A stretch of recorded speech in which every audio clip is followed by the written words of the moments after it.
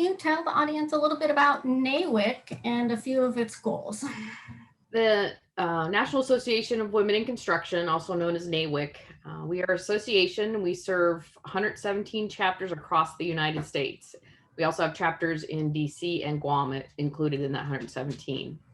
It was founded as Women in Construction of Fort Worth, Texas in 1953 to enhance the success of women in the construction industry.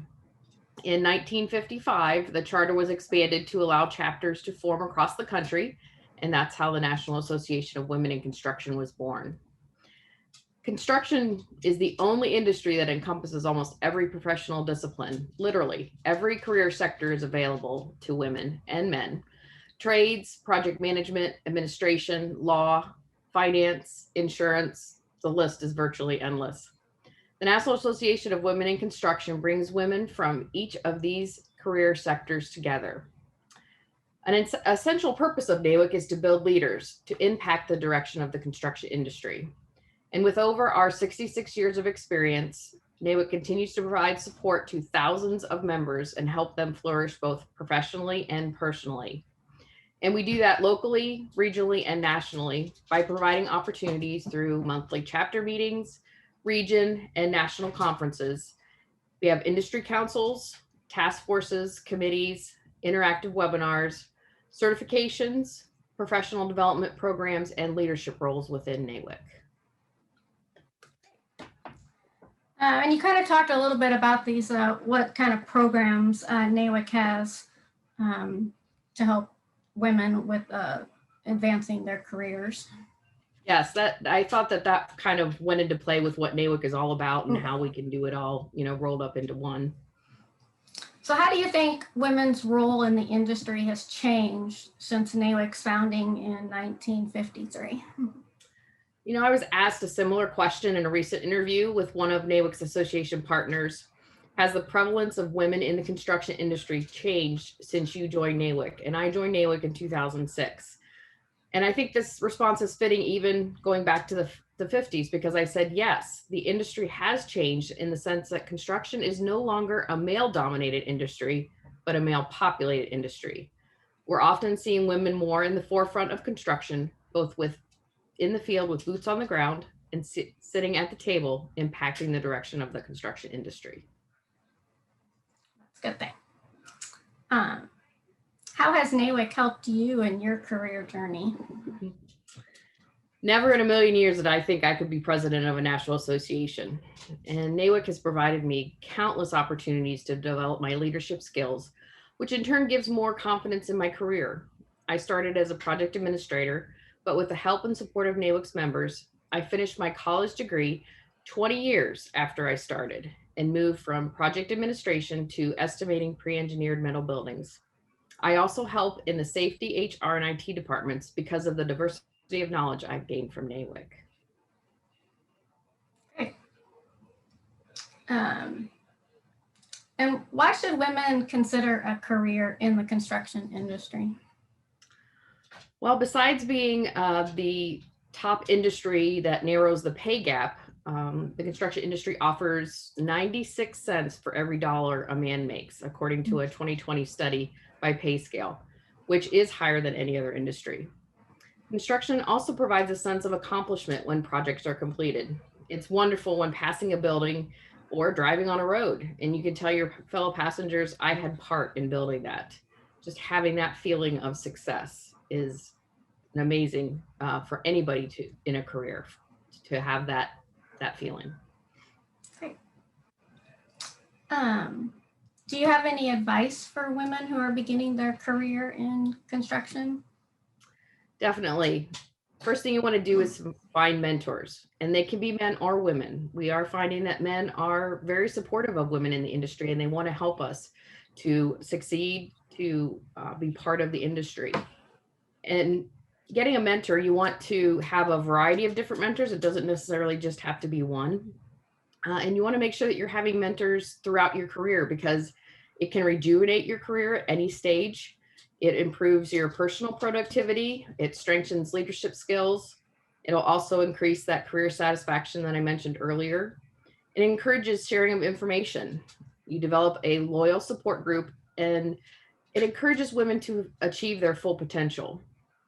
And as I mentioned, having a mentor at any time can be beneficial, not just at the onset of one's career. Anything else other than mentorship? I think that is really the mentorship is really a key part of it for women to succeed in the industry, because it is still, we're still only about 10% of the whole construction industry, which, you know, back in the 50s, I think we were maybe not even a full percent then. So we have made progress. It's just that we haven't made substantial progress. We're finally over 10%, and that's taken, you know, more than 10 years to do.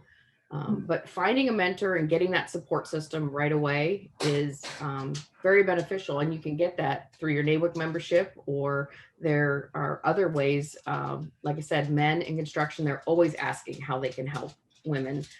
Of course, depending on your career path, you will need training, whether it be if you're a tradeswoman going through an apprenticeship program, or if you're a project manager or superintendent, you know, something like that, you might need a college degree, but you don't always have to have a college degree to have a great career in construction.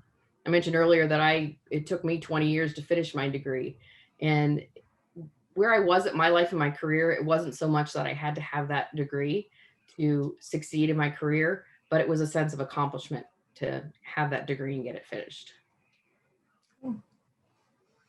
I don't know, do you want to take some time to kind of talk about, and we're off script here, but talk about some of the programs that NAWIC has, you know, like the Block Kids and the, and of course I just blanked. For educating. Some of those and how they help get kids interested in the industry, so that we're kind of filling that pipeline. Yeah, definitely. Well, one of the great things that's happening is that the high school guidance counselors are allowing us to come in and talk about construction as a viable career, and that hasn't happened. It's just only been in the last few years, so that's a big part of it. We do have an arm called the NAWIC Education Foundation that does have programs starting as early as first grade, going up through high school into college, and then even adult certifications that you can get, you know, after you've been in the construction industry. As you mentioned, like Block Kids, that's for the grade school, and they have a competition with Legos. They have a parameter of what, you know, they need to do. They have to build something that is like a building or something to construct a building or a road. It can't have any people or animals in it. That's one of the only things that it can't have in it. And then moving up to junior high, we have kind of a build a shed type of program that's offered. We also have in high school and college, we have design drafting, where they get a project. Say, I think one of the years it was by building a tiny house. So they had to put the plans together off the parameters and do a competition that way. And the way that we, with our chapters, it starts at the local level, and then the winners move up to the region, and then the region winners move up to the national level. We also have, through NAWIC, some of our chapters do a Camp NAWIC, where it's typically a week-long camp that girls can attend, and they actually get hands-on experience of doing different things, and they can learn how to, you know, be reading blueprints and, you know, maybe doing some electrical, plumbing, block masonry. They do all different types of activities. And we really want to try to educate them, to let them know that they can do anything that they want to do if they really enjoy the work and can put their minds to it. Something else that NAWIC is doing, we're getting more in the forefront, and people are hearing more about us. We're developing quite a bit of partnerships. And one of the partnerships that we started this year is with an organization called NAPRIS, and that's NEPRIS. And what they do is they connect classrooms to different people's careers. So for example, any of our NAWIC members, and actually we just launched this program a couple of weeks ago, and I have to tell you that NAPRIS was overwhelmed by the number of NAWIC members that wanted to participate. But you fill out some information, and they'll pair you up with a classroom that you may go speak to the students in there about your career, what you do. And the great thing about it is, with technology the way that it is right now, I was paired up with a school in Missouri, and I did it over my lunch hour. So just having that capabilities with technology. So we're doing that kind of stuff as well, reaching out. And we've got some other partnerships similar to that we're working on as well, because Until we let people see, and a lot of times, especially young girls, they mirror what they see. So if they can see that a woman is making has a viable career in construction, they can see themselves doing it as well. And then let's talk a little bit about Women in Construction Week, since that's coming up next week, and what NAWIC's role is in that.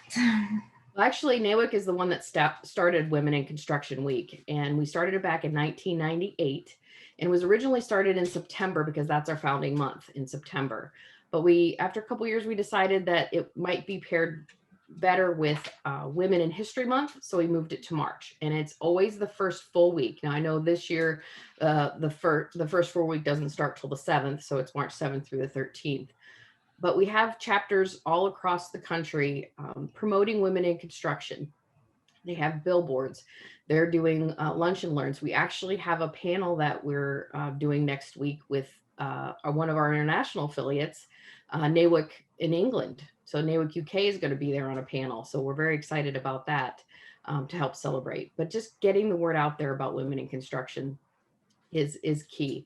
Of course, this year is a little bit more challenging with, some of the chapters still not being able to meet in person. So we're doing a lot of things virtually. One of the regions actually is doing what they call Pass the Hammer, and they're doing videos from each chapter, and they tell a little bit about their chapter, and then they literally pass the hammer on to the next chapter, and the next chapter picks it up. So that'll be, that video is out there, and will be very influential in letting people know about women in construction. Cool. So is there anything else that you can think of that you'd like to let people know about NAWIC? I'd like to let everybody know that NAWIC is a huge support system, and we really do build leaders from any aspect. As I mentioned earlier, I never thought myself would be a national president. I started out as an administrator, even in people might say like a secretary position, but I grew and developed my skills in a safe environment. And that's the other thing about NAWIC. We're all together in this. We're all women in the construction industry, and we can safely, gain our confidences and work towards whatever we do and want to be. I'm sorry, my dog is barking.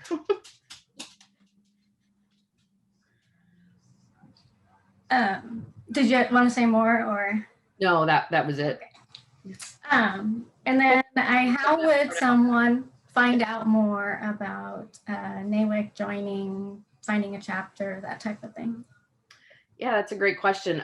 So if they go to the NAWIC website, www.nawic.org, they can learn more about NAWIC and how to sign up. And actually for the month of March, we're running a promotion where you can join NAWIC for 6 months for $129 and get all of the benefits of being a NAWIC member, except for the voting part. That's the only thing, which, most people, when they're just getting their feet wet and learning about our association, that's not a, big thing for them. So through the entire month of March, if they sign up, it's $129 for 6 months.